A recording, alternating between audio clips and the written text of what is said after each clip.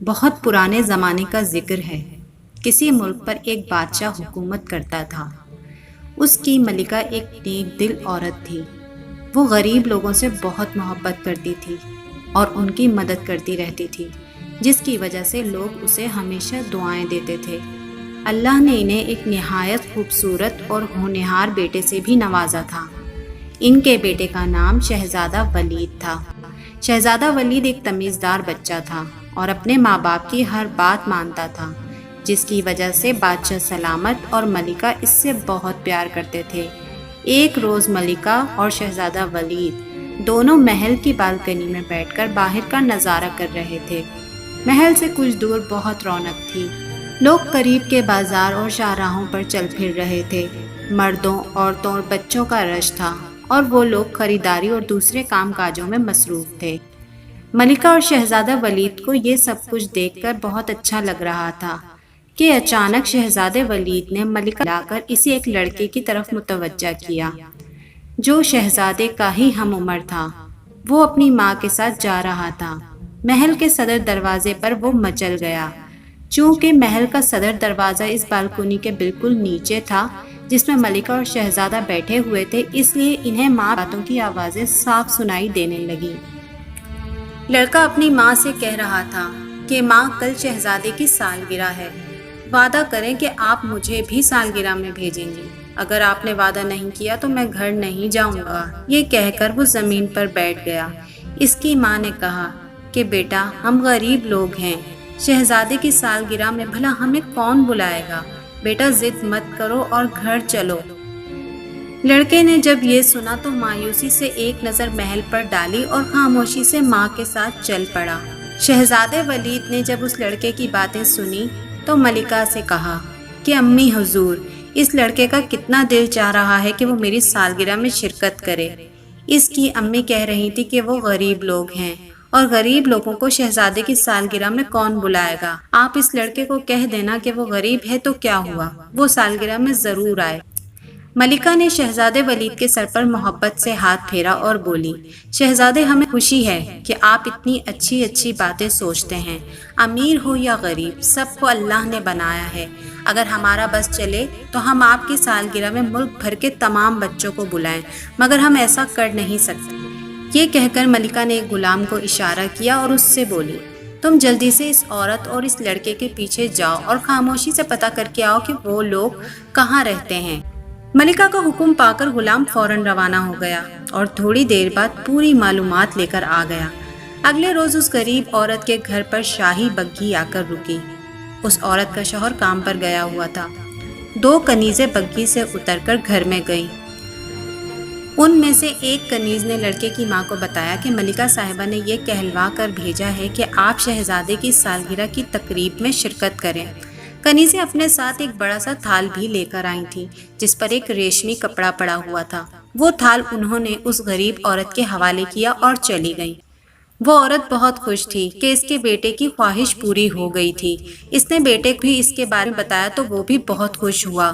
تھال میں اس عورت کے بیٹے کے لیے زرق برق پوشاک تھی، سنہری شیروانی اور چاندی کے رنگ کا ریشمی پاجامہ تھا، ساتھ میں کامدار ٹوپی بھی تھی اور جوتے بھی تھے۔ اس کے علاوہ مخمل کے کپڑے کی ایک تھیلی میں اشرفیاں بھی تھیں۔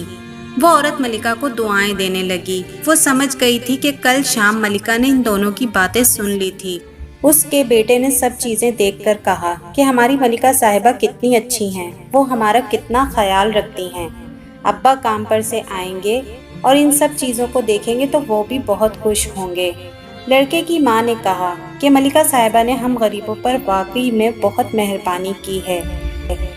لڑکے نے کہا کہ میں شہزادے کو تحفے میں دینے کے لیے کیا چیز لے جاؤں گا؟ وہ چیز ایسی ہونی چاہیے کہ سب اسے دیکھتے رہ جائیں۔ اب تو ہمارے پاس اشرفیہ بھی ہیں، ہم بازار جا کر کچھ لے آتے ہیں۔ میرے خیال میں تو ہم سرکنڈوں کی گاڑی خرید لیتے ہیں۔ اسے دیکھ کر شہزادے کو بہت خوشی ہوگی اور وہ اسے اپنے محل میں مزے سے چلاتا پھرے گا۔ لڑکے کی ماں نے کہا کہ سرکنڈوں کی گاڑی بھی کوئی تحفے میں دینے والی چیز ہے بھلا؟ سب لوگ ہمارا مذاق اڑائیں گے۔ ہمارے ابا کام پر سے آ جائیں تو ان سے پوچھ کر میں شہزادے کو تحفے میں وہ جادو کا آئینہ دوں گی جسے ایک پری نے خوش ہو کر انعام میں تمہارے ابا کو دیا تھا۔ یہ اس وقت کی بات ہے جب تم پیدا بھی نہیں ہوئے تھے۔ انہوں نے اس پری کی مدد کی تھی۔ وہ بیچاری انجانے میں ایک کنویں میں گر گئی تھی اور بہت زیادہ زخمی بھی ہو گئی تھی۔ تمہارے ابا اسے کنویں سے نکال کر گھر لے کر آئے اور ہم نے کئی روز تک اس کی خبر گیری اور اس کی خدمت کی۔ وہ بالکل ٹھیک ہو گئی تھی۔ اس آئینے کی سب سے خاص بات یہ ہے کہ اس کو دیکھ کر دل میں کسی بھی شخص کا نام لیا جائے تو وہ دنیا میں کہیں بھی موجود ہو اس آئینے میں نظر آنے لگے گا۔ پرستان میں ایسی بہت سی عجیب و غریب چیزیں ہوتی ہیں۔ لڑکے نے اپنی ماں سے کہا کہ ماں، شہزادہ اس آئینے کا کیا کرے گا؟ اس کے لیے تو ہمیں کوئی بہت اچھا سا کھلونا لینا چاہیے۔ تو لڑکے کی ماں نے کہا کہ ارے بیٹا، اس سے اچھا اور کون سا کھلونا ہوگا؟ ارے جب شہزادہ باغ میں کھیل رہا ہوگا اور بادشاہ سلامت دربار میں اور ملکہ صاحبہ اندر محل میں ہوں گی تو وہ اس آئینے میں انہیں دیکھ سکے گا۔ ایسا آئینہ جس میں بجائے خود کی شکل نظر آنے کے دور بیٹھے لوگ دکھائی دیتے ہوں۔ شہزادہ اس آئینے میں اپنے ان رشتہ داروں کو بھی دیکھ سکے گا جو دوسرے ملکوں میں رہتے ہیں۔ بچوں کے لیے تو یہ بہت ہی حیرت انگیز چیز ہے۔ اس کی بات سن کر لڑکا مطمئن ہو گیا۔ شام کو جب اس عورت کا شوہر گھر آیا تو اس کی بیوی نے اسے پوری اشرفیوں کی تھیلی اور اپنے بیٹے کے کپڑے دکھائے اور تمام کہانی سنائی۔ وہ کپڑے دیکھ کر بہت خوش ہوا اور بولا، شہزادی کی سالگرہ میں دینے کے لیے وہ جادو کا آئینہ بہت اچھا تحفہ ہے۔ اگلے روز وہ عورت اپنے بیٹے کے ساتھ شہزادی کی سالگرہ میں شرکت کے لیے محل پہنچی۔ سالگرہ کا انتظام محل کے وسیع و عریض پائیں باغ میں مخملی غلافوں میں لپٹی کرسیوں پر کیا گیا تھا، جہاں سارے مہمان بیٹھے ہوئے تھے۔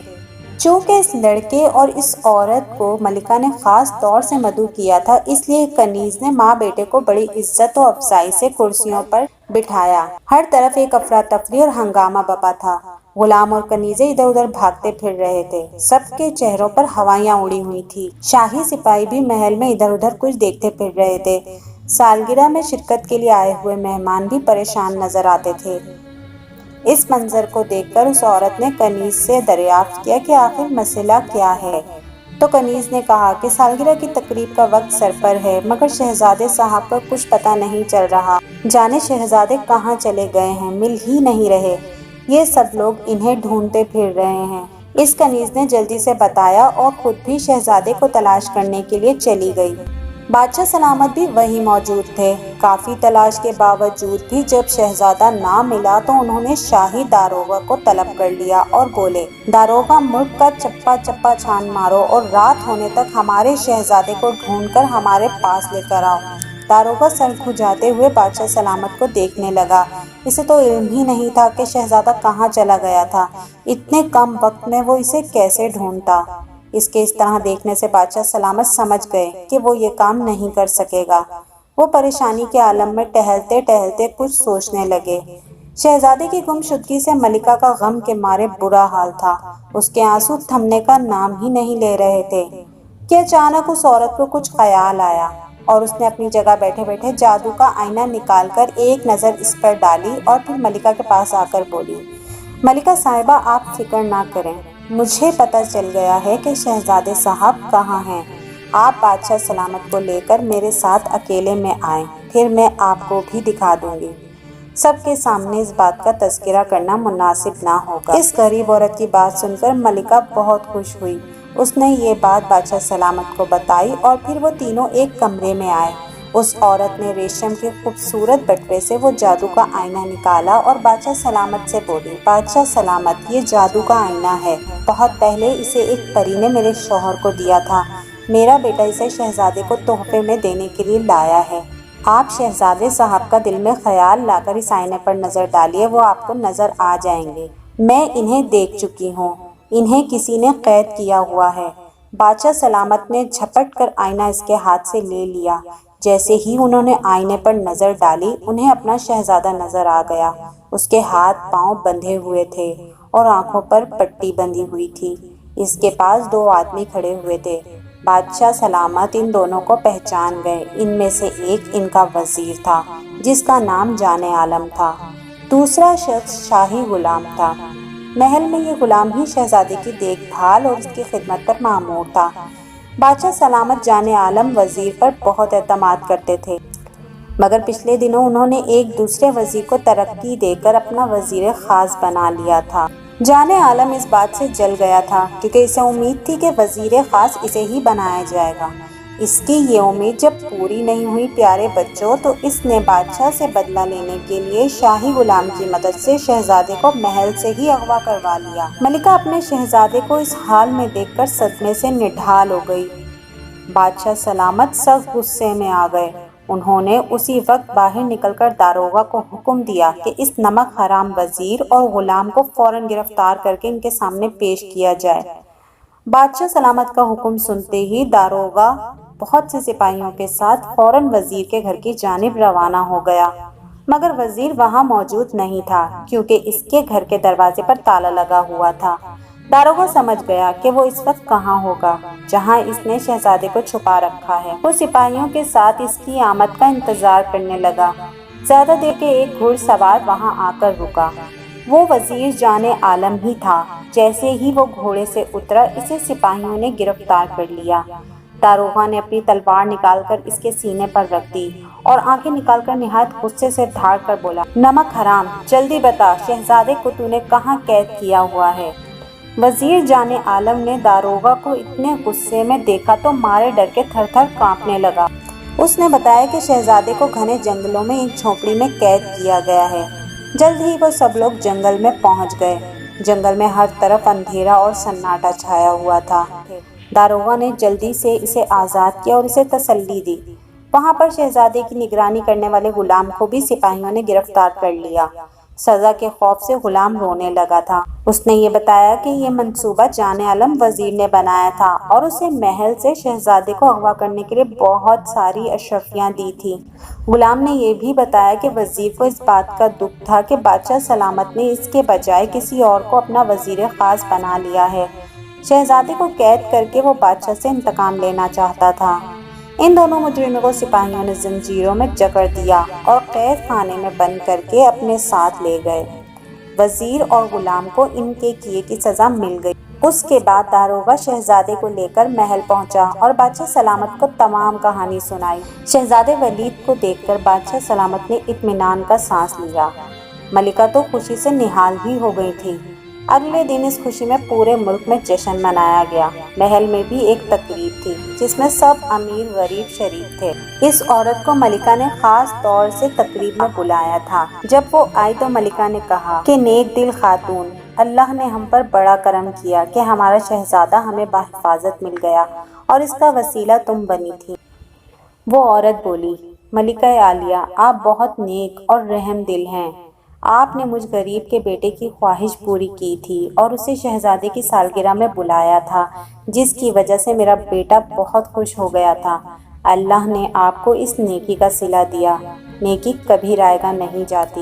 یہ جادو کا آئینہ میں شہزادے صاحب کے حوالے کرتی ہوں، وہ اسے دیکھ کر بہت خوش ہوں گے۔ اس کی بات بالکل ٹھیک نکلی۔ شہزادہ ولید اس عجیب و غریب آئینے کو پا کر بہت خوش تھا۔ وہ جس کے بارے میں بھی سوچتا وہ اسے آئینے میں نظر آنے لگتا تھا۔ وہ اس آئینے کو پا کر بہت خوش تھا۔ آئینے کو ہر وقت اپنے پاس رکھتا تھا۔ شہزادے کے مل جانے سے بادشاہ سلامت بھی بہت خوش تھے۔ انہوں نے اس عورت کو بہت سا انعام و کرام دیا، جس سے اس کے دن پھر گئے اور وہ اپنے شوہر اور بیٹے کے ساتھ ہنسی خوشی زندگی گزارنے لگی۔ تو کیسی لگی آپ کو یہ کہانی؟ مجھے امید ہے کہ آپ کہانی بہت پسند آئی ہوگی۔ اگلی ویڈیو تک اپنا بہت سارا خیال رکھیے گا۔ اللہ حافظ۔